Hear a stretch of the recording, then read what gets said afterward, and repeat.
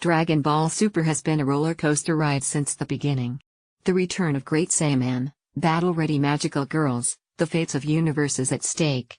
And that's just a few things that happened in 2017.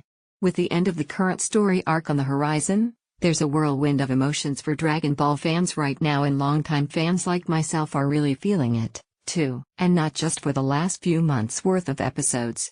When Dragon Ball Super finally started airing here for us English-speaking fans, I noticed some friends, those who had mostly stopped keeping up with anime, celebrating it right along with me. Many were eager to start watching it with their kids. Dragon Ball fans have grown up, but the love they had for Goku and the Z Fighters never went away. In fact, the absence of any new Dragon Ball TV series might have made the heart grow fonder.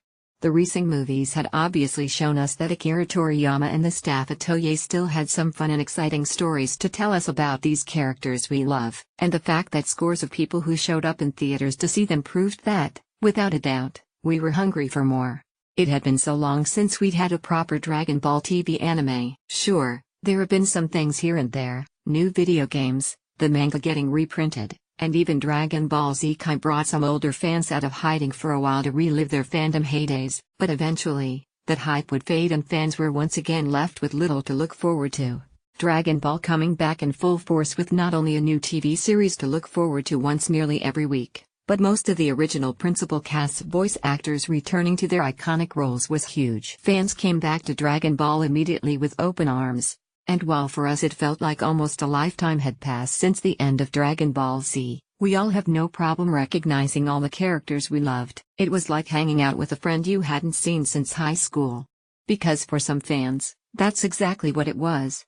I can't believe how much Vegeta has changed, a friend of mine mused when I brought up Super. I mean, he's still the same old Vegeta. But you can tell he's grown up a little, too. But as I said earlier, it's a roller coaster of emotions.